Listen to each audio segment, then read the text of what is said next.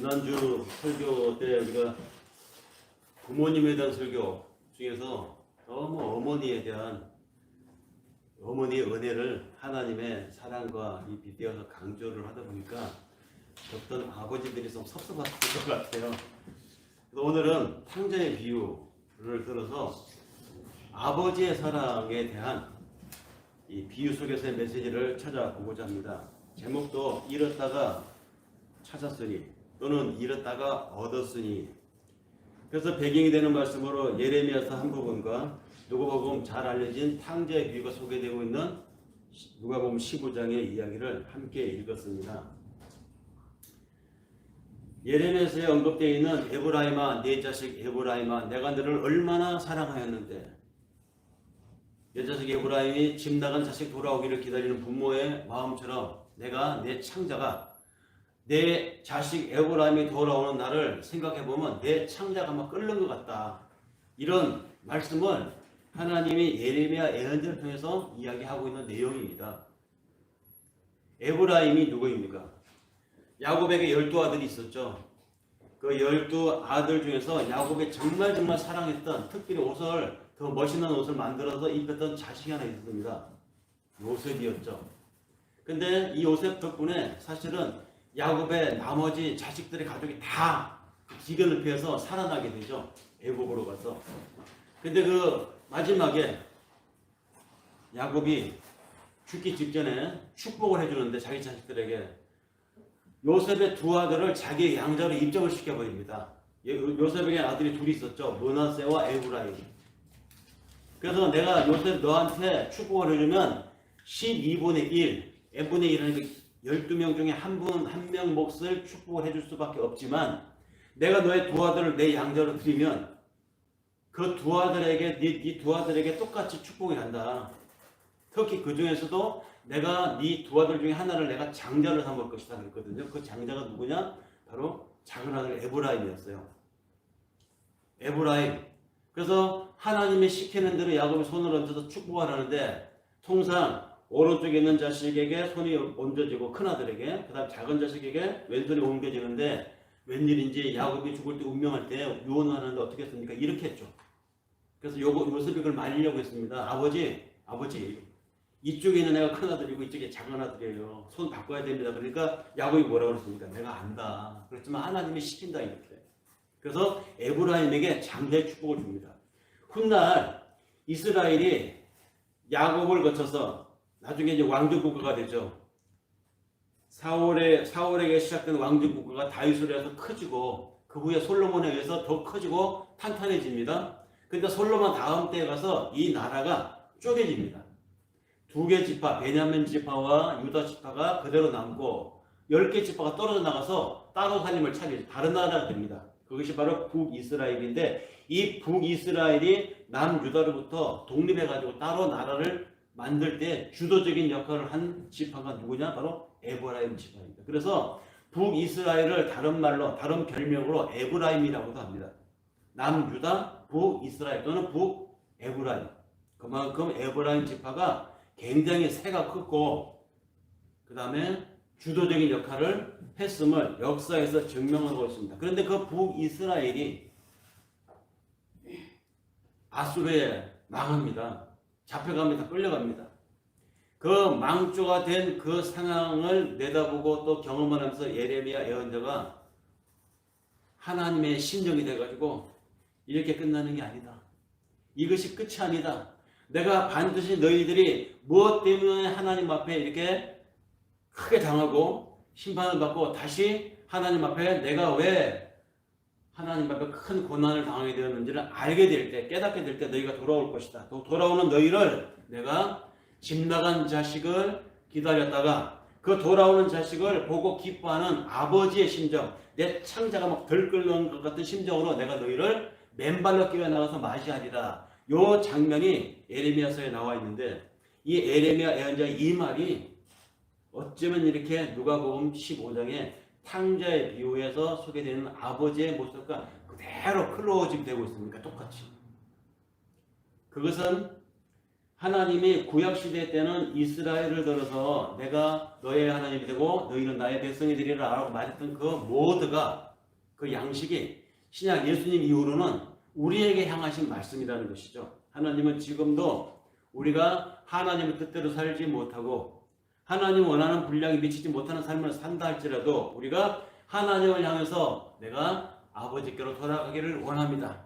아버지, 내가 잘못했습니다. 제가 부족했습니다. 제 아집을 내세웠던 거 이제 알겠습니다. 라고 하나님을 향하기만 한다면 하나님이 이 탕자를 맞이하러 나오는 아버지의 심정으로 에브라임아 에브라임아 내가 너를 보니 내 창자가 끓는 것 같구나 라고 하는 그 잘못했던 것에서 돌이켜 하나님을 향하는 그 에브라임을 향하는 하나님 아버지의 심정으로 오늘도 우리들에게 같은 마음으로 응대해 주실 것이라는 이야기가 오늘 이 에레미야서 이야기와 누가복음의 한 부분 이야기에서 우리가 확인할 수 있습니다. 우리가 탕자 그러면 하도 탕자의 비유는 유명하니까요. 이 탕자의 비유에서 말하는 이 탕자가 도대체 뭐냐 한문을 찾아봤어요. 탕자라는 뜻이 한문풀이를 보니까 물을 흐리게 한 아들이라는 뜻이더라고요. 물을 흐리게 한 아들. 물을 흐리게 한 아들. 집안을 먹칠을 하고 또 아버지의 이신을 깎은 그런 아들을 가리켜서 탕자라고 한다는 뜻이죠. 그래서 이 누가복음 15장의 탕자의 비유는 사랑의 아버지를 소개하는 메시지를 전달할 때 반드시 소개되곤 하는 단골 설교 자료이기도 합니다.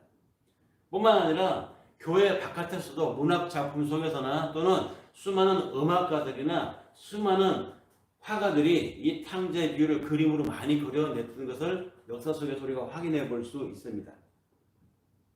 아무리 큰 죄를 지은 죄인이라도 회개하고 돌아오면 하나님은 아버지가 되어서 다 받아준다는 이야기로 신학자들은 해석을 하고 설교자들은 그렇게 설교를 해왔고 아마 많은 음악, 그림, 작품들 속에서도 그런 정신을 표현을 한 것으로 알고 있습니다. 그런데요, 우리가 여기서 한 가지 확인할 게 있습니다. 예수의 많은 비유 중에서 이 탕자의 비유는 분량이 굉장히 길어요. 그 분량이 긴 이 비유의 이 탕자 이야기의 비유 속에서의 주인공이 누구냐? 우리는 탕자로 알고 있죠. 또는 그 탕자를 받아준 아버지로 알고 있죠. 아닙니다. 그 아들을 따뜻하게 품은 아버지가 주인공이고 더 중요한 것은 그 주인공과도 예수님이 이 비유를 말하고 있을 때 들으라 너희들 하고 듣고 있는 청중들이 주인공이에요. 사실은 이 비유를 말씀하실 때 이 비유 속에 나오고 등장하는 인물이 주인공이 아니라 이 비유를 듣게끔 예수님이 지금 말하고 있는 상대자들 있죠. 그 둘러싼 청중들, 이들이 주인공입니다. 그들에게 들으라고 한 말입니다. 다시 말해서 죄짓고 돌아온 아들 같은 이들이 주인공이 아니라 그 자식을 용납하는 아버지, 아니 더 넘어가서 그런 아버지에게 항의하고 따지고 큰소리치는 아들이 주인공이고 큰아들이 주인공이고 그런 비유를 들려주는 예수님의 의도를 읽어보면 그 듣고 있는 사람들이 주인공이라는 말입니다. 왜 이렇게 추론해 볼 수 있느냐면은 우리가 함께 읽은 누가복음 이 15장의 탕자의 비유는 그 앞서서 15장의 시작이 어떻게 됩니까?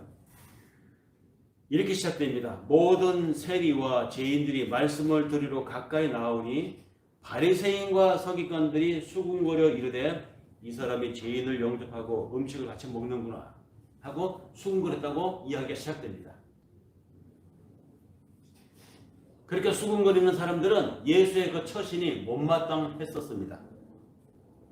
자기들이 쩌리 인생이라고 딱지를 붙인 한 무리의 사람들이 있는데 아니 이 예수가 이 고상하신 분이 이 유명하신 분이 이 인플루언서께서 자기들이 쩌리라고 딱지 붙인 그 부류의 인생들하고 어울려 다니고 같이 마시고 먹고 있다는 것입니다. 예수가 지금 어울리고 있는 저 사람들이 누군지 이 뒤에서 바라보고 수군거린 이 사람들은 자기들이 딱지 붙였던 그 사람들이요 땅의 사람들, 저 천박한 사람들이라고 여겼던 사람들이었습니다. 그래서 저 부류의 애들하고는 어울리면 안 된다고 자기들끼리 사회에 교육을 해왔고 자기들끼리 그것을 철저하게 실천을 해왔었습니다. 그래서 그런 사람들하고는 물건을 사고 파는 것도 하지 않았고 그들의 손님이 되어준다거나 또는 그들을 손님으로 맞이하는 일이 그들 사이에서는 있을 수 없는 일이었습니다. 그렇게 엄격한 바리새파의 규율과 또 그들이 말하는 그 문화와 풍조가 만연되어 있었던 그 사회에서 예수가 그들과 어울리는 것이었습니다. 그러니까 수긍을 수밖에 없었죠. 아니 도대체 어쩌자고 저 사람이 지금까지 열심히 잘해오더니 왜 여기 와서 저런 사람들과 저렇게 안 되는데 저거 안 되는데 누가 말려야 되는 거 아니야? 그 사람들은 그렇게 생각하는 것이 당연했어요. 왜냐하면 이 바리새인들은 특히 엄격한 바리새인들일수록 죄인 한 사람이 회개하면 하늘에서 기쁨이 있다 이런 말보다 그들이 가지고 있는 체계, 그들이 읽는 그 경전에는 반대로 되어 있습니다. 죄인 한 사람이라도 하나님 앞에서 말살되면 하늘의 기쁨이 더 크다. 이렇게 믿고 있었고 그렇게 교육해왔고 그렇게 가르치고 있었던 사람들이었어요. 그러니까 그들이 죄인이라고 딱지 붙였던 세리, 창기, 병자들 이런 사람들하고 예수가 어울리는 것이 이들에게는 온당치 않았던 것입니다. 그런 생각을 하고 예수의 이야기를 듣고 있는 그들에게 예수님이 이 비유를 들려주셨습니다. 누가복음 15장에 있는 비유. 먼저 비유를 시작하면서 탕자의 비유를 하기 앞서서 먼저 전조를 이야기해 주죠. 잃은 양의 비유. 그 잃은 양을 찾는 목자의 비유를 이야기합니다. 하나님은 너희들이 생각하고 있는 내 말 듣고 있는 너희들이 생각하는 그런 하나님이 아니야. 이 얘기를 수정해 주려는 것이죠. 그 수정을 하는 방식으로 뭐냐? 목자가 있어. 양치는 목자가 있는데 들판에 온전한 양이 99마리가 있는데 한 마리가 없어. 이런 한 마리 양을 그 목자가 어떻게 할 것 같아? 찾으러 가지 않겠니? 그들의 생활 속에서 겪는 경험을 들어서 그 이런 양 한 마리 찾아가시는 목자, 그 목자 같은 입장에 있는 이가 바로 하나님입니다. 그런 분이 바로 너희들의 아버지 하나님입니다. 이걸 전달하고요. 찾는데 집요하게 찾는다는 것이죠. 그래서 이어서 드라크마, 잃어버린 드라크마 여자의 이야기를 또 이어서 합니다. 그렇게 전조를 말씀하시고 나서 두 가지 비유를 던지고 그 다음에 집 나갔던 아들, 그 돌아온 아들의 이야기를 이제 소개하시는 것입니다. 이 잃은 아들을 되찾는 아버지의 비유는 누가복음에만 나옵니다. 마태나 마가나 요한복음에는 없습니다. 누가복음에 나오는 이 독특한 이 비유는 작은 아들에 대한 이야기를 담은 전반부와 그 다음에 돌아온 그 아들을 응대하는 아버지를 보고 반응하는 큰아들의 이야기 후반부로 나눠집니다. 작은 아들의 이야기, 큰아들의 이야기, 전반부, 후반부 이렇게 나눠져 있는데 우리는 너무 그동안에 탕자에 비유하면 집 나갔다 뉘우치고 돌아와서 아버지에게 환대를 받는 작은 아들에게 포커스가 맞춰 있다 보니까 탕자의 비유 이야기의 반밖의 메시지를 이해하지 못했다는 것이죠. 오늘은 그 후반부 이야기를 해볼까 합니다. 고대로부터 아버지와 아들의 관계는 그렇게 녹록지 않습니다. 서먹서먹한 사이입니다. 사실은. 그건 옛날 시대로 올라갈수록 더 하죠. 아버지는 엄하고 그래서 그런 옛날 말이 엄부 자모 이러지 않습니까? 아버지는 엄하고 어머니는 다정다감해야 된다. 그래서 조화가 돼가지고 자녀 교육에 균형이 이루어진다. 이렇게 말을 했던 것 같아요. 그 말에는 바탕이 이거죠. 아버지는 자식하고 좀 엄하다. 그러니까 서먹서먹한 관계라는 것이죠. 딱딱한 관계라는 것입니다. 고대로 올라갈수록 아버지의 권한이 굉장히 컸습니다. 가정에서 최고의 권위를 가진 자가 아버지였습니다. 가부장적인 사회였었죠. 그 당시에 아버지들은 자식을 함께 산다라고 하지 않고 내가 자식을 가지고 있다라고 얘기했을 정도였습니다. 그러니까 자식의 재산이었던 것이죠. 그 자식의 장래, 결혼, 배우자 문제 다 아버지가 결정합니다. 아버지가 자식은 마음에 들어 하지 않아도 아버지가 마음에 들면 그 처녀와 결혼해 그러면 얼굴도 본 적도 없는 처녀와 결혼을 해야 돼요. 그리고 가정을 꾸려 살아가야 했습니다. 그것이 고대의 아버지의 위치였습니다. 그러니까 아버지와 자식의 관계는 서먹서먹한 관계, 일방적인 관계였다는 말이죠. 그런 환경의 그 시대에 어느 날 작은 아들이 아버지에게 요구를 합니다. 아버지, 어차피 돌아가시면 우리한테 물려줄 재산 그 중에 내 몫이 있을 거 아니에요? 미리 주세요. 미리 줘요. 아버지가 죽기도 전에 아버지의 유산을 요구한다? 이거 무슨 뜻입니까? 아버지 빨리 죽기를 바란다는 말과 같은 뜻입니다. 그런 자세, 그런 말투는 아버지에 대한 모욕이었고, 통상 그 당시의 사회 풍습에서 그런 자식이라면 아버지는 그 자식과 의절을 합니다. 집에서 쫓아내버립니다. 너 같은 자식 둔 적 없어. 내 집에서 나가라. 그 끝이에요. 그리고 그 자식은 그 당시 공동체 사회에서 매장을 당합니다. 어디에다 발을 붙일 수가 없었습니다. 그럼에도 불구하고 그렇게 엄하지 않았던 아버지들도 있었던 모양입니다. 그래서 유대인들이 즐겨 읽는 지혜서라고 하는 지표서에 보면 이런 글이 있습니다. 아들이건 아내건 형제건 살아있는 동안에는 그 어느 누구에도 권력을 양도하지 마라. 네 수명이 다하여 죽을 때가 오거든 그때 네 권력을 나누어 주어라. 이런 말이 충고로 들어가 있을 정도로 보면 이스라엘 사회에서도 그렇게 물렁한 아버지들이 있었던 모양입니다. 그래서 물려주고 미리 아내를 사랑해서 권한을 나눠주고 자식을 너무 사랑해서 미리 재산을 나누어 줬더니 그 어떻게 됐느냐. 가정이 물려주기 전만 못한 아버지의 위상이 추락하고 가정에 분란이 일어나고 형제간의 재산 싸움이 일어나고 이런 일이 많은 모양입니다. 그래서 그들이 읽는 집에서의 이런 충고의 글이 전해져서 아직까지도 남아있지 않나 싶습니다. 어쨌든 유대사에서 살아있는 아버지에게 유산을 나눠달라고 하는 것은 대단한 쇼킹한 말이었습니다. 있을 수 없는 일입니다. 그런 집회서에 있는 글이 있음에도 불구하고 그 아버지는 그 요구하는 자식에게 살림을 나누어 주었습니다. 자식을 위해서 아직 자기가 살아있는데 자기 몫을 요구하는 자식을 위해서 자기 재산을 나눠줬다. 이것은 무슨 의미입니까? 아버지가 자기 권한을 나눠줬다. 즉 다시 말해서 자신의 살아있는 나를 생명을 나누어 주었다는 말과 같은 것입니다. 아버지의 이런 처신은 동네에서 바보 소리 듣기가 딱 알맞는 처신이었습니다. 아니 사람이 왜 이렇게 물러 저래가지고 저 자식을 망치는 거지 저 어떡하려고 그래. 이런 비난을 듣기 딱 알맞는 아버지의 조치였어요.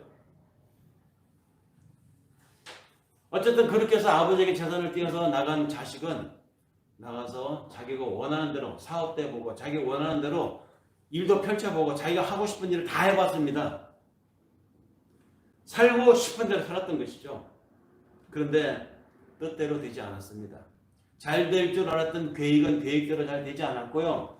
철두철미하게 나름대로 빈틈없이 준비했다고 했던 일들은 어딘가 빈틈이 보였고 그래서 이런 거 저런 거 한두 가지 악재가 겹치더니 실패 또 실패합니다. 잘 나갈 때 함께 있던 친구들이 다 떠났습니다. 자기를 정말로 좋아하는 줄 알았던 여자들까지도 돈이 떨어지니까 다 떠났습니다. 그때서야 이 아들이 세상을 알게 되었고 인생을 알게 된 것이죠. 쾌락의 삶은 한순간이었습니다. 그리고 살다 보면 그렇지 않아요. 예상치 못했던 악재들이 닥쳐오는 것이 우리 인생살이입니다. 이 자식에게도 그랬을 것입니다. 예상치 못했던 일들도 악재들도 여기 보니까 뭐 기근까지 닥쳤다고 하는데요. 이 기근은 삶의 고난을 얘기하는 것이죠. 비유해서 우리가 살면서 생각지 못했던 악재들 고난들이 닥쳐옵니다. 그런 것들이 겹겹이 쌓여서 이 아들은 망합니다. 이 아들에게도 삶의 과정에서 닥치는 이러한 일들이 예외 없이 닥쳤죠. 얼마나 이 아들이 추락을 했느냐 하면은 이 아들이 유대인입니다. 유대인인데 유대인인 그가 이방인에게 고용살이를 할 정도였습니다. 참 비참했죠. 그러나 그의 추락은 거기서 끝이 아니었습니다. 나중에는 보니까 돼지 우리에 가서 돼지 마구간을 청소하는 일을 했다고 합니다. 그리고 먹을 게 없어서 그 돼지에게 주는 쥐염 열매를 먹을 정도로 추락을 하게 됩니다. 유대인들에게 있어서 돼지는 뭡니까? 돼지는 악한 짐승입니다. 저주받은 짐승입니다. 왜 예수님이 거라사 땅을 가다가 마귀, 군대라는 마귀가 들린 사람을 치유할 때 그 군대 마귀를 끄집어내 가지고 어디로 보냅니까? 거기에 돼지떼가 있으니까 돼지떼에게 들어가게 하죠. 유대인들에게서 돼지는 저주받은 짐승입니다. 가까이 하지 않았어요. 지금도 그들은 돼지고기 먹지 않습니다.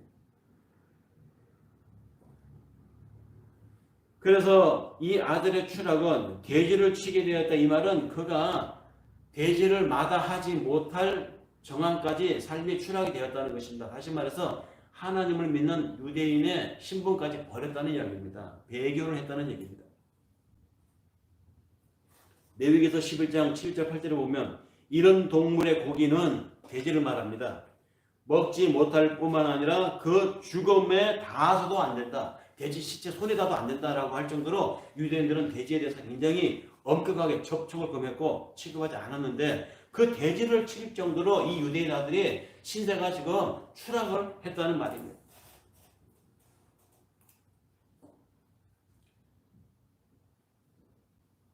이 말은 이 작은 아들의 처지가 지금 가족으로부터 멀어졌을 뿐만 아니라 실은 토라 즉 율법으로부터도 멀어져 버린 삶을 살고 있었다는 이야기입니다. 결국 이 아들은 돌이켜서 아버지 집을 생각하게 되었고 끝내는 아버지 집으로 돌아가기로 결정을 합니다. 개고생을 하고 생고생을 하다가 그 끝에 정신을 차린 것이죠. 누가는 이 과정에서 회개라고 하는 말을 한마디도 쓰지 않습니다. 왜 안 썼을까요? 이 정도면 회개한 거 아닌가요? 근데 누가가 말하고자 하는 메시지는 거기에 있지 않기 때문에 회개라는 말을 쓰지 않았습니다. 이 비유의 핵심은 회개가 아닙니다. 그렇게 아버지 집을 향하기로 작정하고 마침내 집으로 돌아오는 그 아들, 이 장면이 우리가 읽은 비유에 나와 있는데 영화 같은 장면이 펼쳐집니다. 아직도 거리가 먼 데서 있는 오는 아들을 보고 아버지가 알아봅니다. 집으로 돌아오는 아들을 아버지가 보고 측은히 여겨서 달려가서 목을 끌어안았다고 했습니다. 얼굴을 보면서 키스를 한다고 합니다. 부모는 이런 존재입니다. 부모는 자식이 집을 나가면 나가는 그 순간부터 집 밖에 나가서 자식이 돌아오기를 기다리는 게 부모입니다. 자식을 군대 보는 부모님들의 심정이 아마 그럴 거예요. 훈련소에 들어가면 부대장이 어린이 알아서 훈련시키고 교육시키고 건강한 대한민국 군인으로 만들겠습니까? 다 먹일 거 주고 잠재우고 하는데 그래도 집에 남은 부모는 그 훈련소에 이제 군인이 되기 위해서 훈련소에 간 자식을 생각하는 것이죠. 제대로 먹기나 먹을까? 다른 동료들하고 잘 어울리긴 할까? 부대는 어떤 곳을 배치받을까? 거기 가서 또 잘할까? 제대해서 돌아오는 날까지 그 자식을 생각하는 것이 부모들입니다. 이 아버지도 아들이 지평선 위에 나타나는 순간 아들임을 바로 알아보았습니다. 알아보고 달려갑니다. 끌어안습니다. 아버지의 이러한 자세와 이러한 태도는 고대, 즉 예수님 당시의 청중들의 관점에서 봤을 때 멍청한 아버지예요. 있을 수 없는 아버지입니다. 바보 같은 아버지입니다. 아니 저 아버지는 체면도 없나? 자존심도 없나? 지를 버리고 재산을 챙겨서 간 아들이 돌아왔으면 오히려 호되게 나무라고 꾸중을 해야 될 건데 뭐 끌어안고 부비고 잘 왔다 하더라. 아니 뭐 이런 아버지가 다 있어. 우리 사회 교육이 무너지고 있구나. 막 이런 말을 했을 것입니다. 보통의 가부장적인 유대인 아버지는 절대 그렇게 행동하지 않았습니다. 게다가 이 아버지는 아들의 말이 끝나기도 전에 제일 좋은 옷을 입히고요. 손에 가락지를 끼우고 발에 신발을 신기고 더 나가서 동네 사람 불러다가 살찐 송아지를 잡아다 잔치를 벌입니다. 돌아온 아들에게 너 그때는 왜 그랬어? 가서는 뭐 했니? 그리고 왜 이제 돌아온 거야? 묻지도 않고 따지지도 않았습니다. 징벌도 없었습니다. 단 아버지가 동네 사람들에게 한 말, 내 자식이 살아서 돌아왔으면 됐다. 뭐가 더 필요한가? 이것뿐이었습니다. 내가 잃었다가 다시 얻었노라 라고 외치는 아버지는 잔치를 열고 동네 사람 초청해서 나의 이 기쁨에 함께 참여합시다. 얘기가 여기서 끝났으면 정말로 멋있고 또 하나의 사랑의 아버지 하나님, 모든 것을 용서하시는 우리 아버지 하나님 해피엔딩으로 끝났을 이야기입니다. 그런데 큰아들이 등장합니다. 후반부가 이제 나오는 것이죠. 여기서부터 이야기는 시작됩니다. 아버지 일을 잘 감당해왔던 아들, 그래서 동네에서 참 성실한 자식이라고, 아버지가 큰아들 하나는 잘 키웠어, 이런 칭찬을 받고 자랐던 이 큰아들, 아마 이 비유에 나오는 이 아들은 중년의 나이였을 듯 합니다.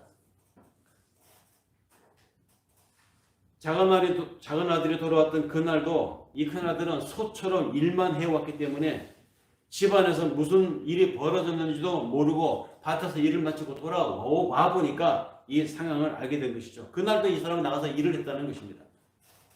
그래서 집 가까이 와서 보니 전후 사정을 알게 되었던 것이죠. 그러자 이 큰아들이 불같이 화를 냅니다. 그래서 아버지가 벌인 잔치 집 안에 안 들어갔어요.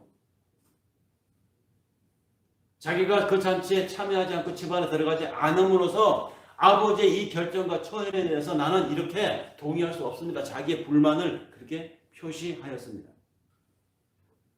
그러자 아버지가 집 밖으로 나와서 아들의 손을 끌어당기면서 이야기합니다.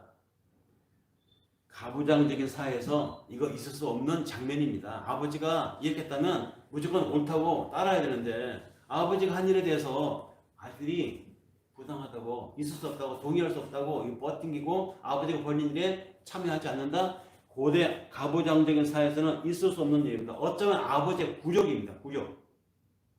그럼에도 큰아들은 동생의 처신과 자기를 비교를 하면서 아버지에게 비아냥거렸고 아버지에게 항의하면서 쏘아붙입니다. 그가 쏘아붙인 아버지를 향한 말 속에는 그가 평소에 아버지를 어떻게 생각하고 있었는지에 대한 말 속의 뼈들이 막 드러납니다. 그는 돌아온 동생을 가리켜서 내 동생, 나의 사랑하는 동생이라는 느낌을 전혀 주지 않습니다. 아버지를 향해서도 내 존경하는 아버지라는 느낌을 전혀 주지 않아요. 그의 뼈있는 말은 자신이 지금까지 아버지에 대해서 여러 해 동안 순종해왔고 성실해왔고 열심히 했던 그 모든 것의 그 근본 반로가 계산이었고 의무였고 남들이 어떻게 생각할까봐 남의 눈치를 살피면서 할 수밖에 없었던 그런 입장이었음을 그의 말 속에서 알 수가 있었습니다. 그의 성실은 효심이 아니라 사랑이 아니라 존경이 아니라 부득이한 의무였음을 그의 말투에서 아버지를 향한 비아냥에서 읽어낼 수 있습니다. 예수의 이 긴 비유는 아버지의 이런 다정한 말로 끝이 납니다. 큰아들 향해서 들어오라고 끌어당기면서 얘야 이렇게 말합니다. 큰아들 향해서 얘야라고 부르는 아버지, 그것은 아들에게 냉담한 거리를 두었던 고대 아버지의 말이 아니라 어머니의 말이었어요. 그런 큰아들을 달래고 다정하게 그럼에도 불구하고 대하는 아버지의 말은 그건 고대 사회 아버지의 말이 아니라 다정하게 대하는 어머니의 말투. 이미 작은 아들을 눈이 빠지게 기다리는 모습에서 그 어머니의 모성을 아버지에게서 볼 수 있었습니다. 그 아들에게 달려가서 목을 부둥켜 안고 입맞춤을 거듭하는 그 모습에서 어머니의 모습을 볼 수 있다는 말이죠. 큰아들을 살갑게 그럼에도 불구하고 친밀하게 부르는 아버지의 음성에서 이 아버지가 지금 어머니의 역할을 하고 있음을 우리는 알 수 있습니다. 인터넷에 검색을 한번 해보세요. 렘브란트라고 하는 중세 유명한 화가가 이 탕자의 비유라고 하는 그림을 그린 게 있습니다. 거기에 보면 돌아온 아들을 부둥켜 안고 이렇게 안고 있는 아버지의 손 두 개가 그 작은 아들 등 뒤로 이렇게 나와 있습니다. 그런데 그 렘브란트 화가는 그 손 두 개를 그려놨는데 이상하게 그려놨어요. 하나는 아버지의 손같이 굵고 뭉뚱그리고 힘 있는 손으로 이렇게 그려져 있고, 또 다른 한 손은 가느다랗고 하얗고 길게 그려 있습니다. 이게 어머니 손이에요. 렘브란트가 이 비유 속에서 그것을 읽은 것이, 이 메시지를 정확하게 읽은 것입니다. 아들을 감싸는 아버지의 두 손이 하나는 아버지의 손, 하나는 어머니의 손으로 렘브란트 화가는 해석을 해서 그렸습니다. 그리고 그 뒤에 아버지 뒤통수 뒤쪽에서 눈을 부라리고 못마땅하게 여겨서 두 사람, 아버지와 자기 동생을 째려보고 있는 큰아들이 다 그려져 있습니다. 예수님이 지금 무슨 이야기를 이 비유를 통해서 듣는 청중들에게 말하고자 하는지를 렘브란트 화가는 정확하게 파악을 해가지고 그림으로 묘사를 해둔 것이죠. 그럼에도 그림에서도 큰아들은 미동도 하지 않고 아버지를 그리고 돌아온 동생을 째려보는 그 렘브란트의 시선. 아버지는 큰아들도 잔치의 기쁨에 와라 하고 초대를 했지만 그러면서 내 것이 다 네 것이 아니냐 이렇게 말했습니다. 그렇게 말해 주었음에도 불구하고 아들은 들어오지 않았습니다. 내 것이 다 네 거 아니냐라고 하는 이 아버지의 이 말 속에는요, 우리를 향하신 오늘 하나님의 메시지도 함께 들어있습니다. 우리는 부족하지 않은 하나님의 나라에 들어갈 사람들입니다. 예수가 선포했던 하나님의 나라가 바로 그런 것입니다. 넉넉한 것, 충분한 것, 아무리 쓰고 아무리 나눠줘도 부족함이 없는 것이 바로 하나님의 나라라는 것이죠. 잃어버린 자들을 다시 찾아 모으시는 하나님의 사랑으로서 누군가가 집으로 돌아올 때마다 더 많은 포도주, 더 많은 노래, 더 많은 잔치가 있는 나라, 그런 큰 잔치가 매일매일 배설되는 곳이 하나님의 나라라는 것이죠. 반면에 하나님의 나라의 반대인 이 세상의 나라는 어떤 나라입니까? 제로섬의 나라입니다. 저 사람이 5개 가지면 나도 5개 갖고, 저 사람이 나보다 더 많이 7개 가지면 나는 3개밖에 가질 수가 없습니다. 그러므로 탈락하고 낙오된 사람에게 에너지와 재원을 쓸 여력이 없어요. 차라리 더 가능성이 있고 더 많이 만들어낼 수 있는 생산 가능성이 있는 사람에게 돈을 투자하고 돈을 쏟아붓습니다. 이미 탈락하고 실패하고 쩌리가 된 사람들에게는 이 재원을 나눠줄 아무 이익이 없는 거예요. 이게 세상입니다. 그렇기 때문에 그런 세상에 사는 사람들은 경쟁할 수밖에 없고 살아남기 위해서 생존하기 위해서 저 사람이 실패하기를 바랄 수밖에 없고 저 사람의 실패는 나의 이익이 되고 저 사람의 눈물은 나의 기쁨이 될 수 있는 것이 세상인데 그거와 반대로 하나님의 나라는 아니라는 것이죠. 줘도 나눠줘도 내 기쁨이 더 커지는 것이 하나님의 나라라는 것을 여기서 지금 비유 속에서 이야기하고 있습니다. 내 것이 다 네 것이다. 네가 너의 에너지와 너의 시간과 너의 관심과 너의 열정을 다른 사람을 위해서 필요한 사람을 위해서 나눠주고 쓰고 하는 것이 너의 에너지가 고갈되는 것이 아니다. 하나님의 것이다. 하나님의 것은 비움이 없다. 모자람이 없다. 항상 차고 넘친다. 이 잔치를 그런 의미에서 지금 우리에게 예시해 주시는데 못마땅하게 여기는 큰아들에게 아버지가 말합니다. 네 동생은 죽었다가 살아났고 내가 잃었다고 생각했는데 이제 얻었다. 그러니 얼마나 즐겁고 기쁜 일이냐.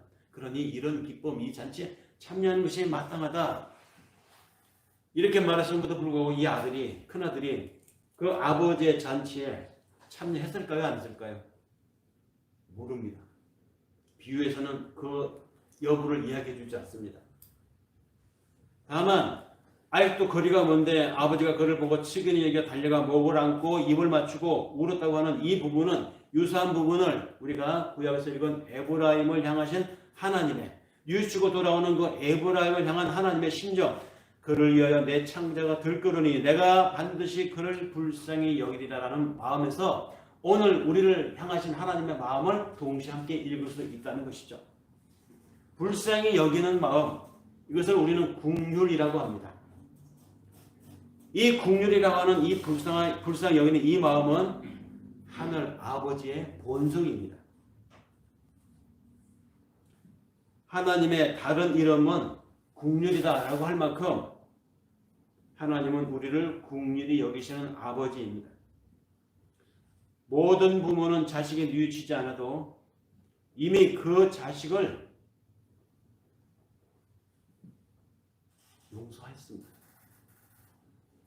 그래서 부모는 자식을 영원히 짝사랑하는 존재일 수밖에 없습니다.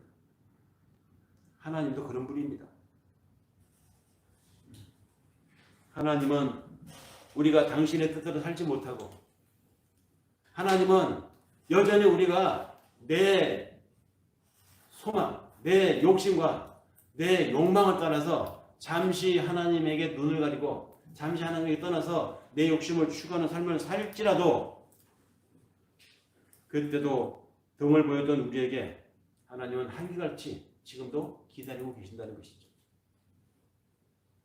아니 우리가 뉘우치지 않아도 뭘 잘못했는지조차도 모르고 있어도 하나님은 이미 우리를 용서하셨습니다. 타이밍만 기다린다는 것이죠. 내가 너를 돌아오길 기다린다. 돌아오면 나는 너를 안고 부둥켜 안고 키스를 하고 너에게 온갖 좋은 것을 다 줄 것이야. 준비되어 있어. 하나님의 긍휼히 여기는 이 마음은, 하나님의 긍휼히 처근히 여기는 이 마음은 그 하나님의 자녀인 우리가 닮아야 할 마음입니다.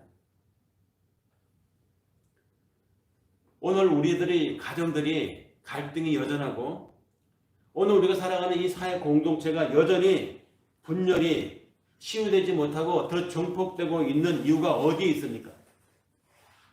모두들 사람들마다 하나님이 자기 편이거나 집단마다 민족마다 자기들이 정의라고 생각하기 때문에 그 분열, 그 갈등이 치유되지 못하는 것입니다. 하지만 하나님의 내 편이 아니라 내가 하나님의 뜻을 따름으로써 우리가 하나님의 편이 되어준다면 세상은 평안해지고 가정의 화합이 이루어질 수 있지 않겠습니까? 그래야 우리 속에 강박적인 자기의 의, 하나님의 뜻대로 살아야 된다고 하는 것을 하나님의 뜻이 아니라 내 뜻을 가지고 이것이 하나님의 뜻이라고 체면 걸어서 각색한 자기의 가로열고 닫고 하나님의 뜻이라고 하는 그 자기의 의, 거기에서 벗어나서 그걸 넘어서서 나하고 다르게 살아가는 이들, 나하고 다른 방식으로 생각하는 이들을 수용하는 자비의 공간이 생길 수 있지 않겠습니까? 성경에 유명한 구절, 나는 자비를 원하고 제사를 원하지 아니하노라 하신 뜻을 너희가 정말 제대로 알았더라면 무죄한 자를 정죄하지 아니하였으리라. 우리 기독교인들이 잘 빠지는 오류가 그런 것입니다. 우리가 옳다고 하는 것 확신은 중요하고 그것은 소망일 수 있지만 그것이 너무 전투적이고 배타적이다 보면 우리 같지 않게 살아가는 사람들, 우리 같지 않는 방식으로 사고하는 사람들에 대해서 너무 척을 지게 된다는 것이죠. 그러나 하늘 아버지의 마음은 그렇지 않다는 것입니다. 우리의 신이 내 편이라고 생각하기 때문에 정의가 우리가 말하는 게 정의라고 생각하기 때문에 우리 같지 않은 사람은 적이 되는 것이고 우리 같이 믿지 않는 사람은 지옥 갈 대상이라고 마귀의 자식들이라고 우리가 말을 함부로 하는 것입니다. 바로 큰아들 같은 입장이 된다는 것이죠. 그리고 그 큰아들 같은 입장을 사실은 내신 동조하고 있는 듣고 있는 많은 청들 중에 그 바리새인들, 엄격한 종교인들, 경건을 자랑하는 사람들 개 중에 그래 큰아들 말이 맞아. 얼마나 고생해서 그만큼 했으면 하나님 쳐줘야지, 좀 인정해줘야지. 이렇게 생각하는 우리 속에 있는 또 다른 한 면모들을 향해서 예수님이 이 비유를 말씀하십니다. 큰아들의 얘기. 그래서 성경은 긍휼히 여기는 자가 복이 있음은 그들의 긍휼의 여김을 받을 것이기 때문이다 라고 팔복에서 이야기하죠. 네, 같은 이야기입니다. 3주 전인가요? 그 행복한 포도원으로 라는 제목의 설교에서 제가 말씀드리지 않았습니까? 포도원 주인이 포도원 와서 일할 사람들을 구했는데 아침부터 와서 일한 사람, 끝나기 1시간 전에 와서 일한 사람, 근데 똑같은 싹을 주니까 약속한 대로 주인은 줬는데 받는 사람의 입장에서 해석을 달리한 것이죠. 많이 일했으니까 많이 달라는 것입니다. 왜 나를 1시간밖에 일하지 않은 사람과 8시간 일한 사람이 나를 똑같이 취급해 주느냐 이 얘기입니다. 네, 잘 나가고 멋있게 살고 이룬 것이 많은 사람일수록 내가 하나님의 더 큰 축복을 받았다고 생각하는 사람일수록 물론 그 축복이 뭐냐? 하나님은 아는 것이 축복인데 우리는 그렇게 생각하지 않잖아요. 더 높은 자리에 올라가고 더 많은 재산을 가지고 있고 더 많은 사람으로부터 내가 유명해진 것을 축복이라고 생각하는 사람들, 그것이 하나님의 덕분이라고 생각하는 사람들일수록 그렇지 못한 사람들을 향한 시선이 그렇다는 것입니다. 지금 그 비유를 하는 거예요. 예수님이 이 탕자의 비유 후반부를 통해서 그것을 얘기하는 것입니다. 하나님은 잃었던 것을 찾는 분입니다. 예수 또한 잃은 자를 구원하러 왔다고 말씀하셨습니다. 사람도 자기의 잃은 것을 되찾았을 때 얼마나 기쁩니까? 하물며 하나님은 당신의 잃어버린 자녀들을 되찾게 되었을 때 그 하나님의 기쁨이 얼마나 크겠습니까? 우리는 하나님의 이 기쁨에 참여하는 자가 될 것인가? 아니면 살아 돌아온 동생을 못마땅하게 여기는 형의 입장이 될 것인가? 비유는 여기서 끝납니다. 이 비유의 다음 장 3막은 아무도 모릅니다. 이제부터 나의 삶이 우리들의 시간이 써나가야 되지 않겠습니까? 세상에 단 한 사람도 차별하지 않고 사랑하여서 모든 생명을 하나의 가족으로 사랑의 공동체로 만들어 가시려는 하나님의 거룩한 꿈에 하나님은 우리를 불렀습니다. 그 한 사람 한 사람으로 참여자로 동력자로 일하는 사람으로 사명자로 우리를 불렀습니다. 그 사명에 그 소명에 걸맞는 삶을 사는 우리의 한 주간이 되기를 바라면서 가정 주간의 이 설교를 마치겠습니다.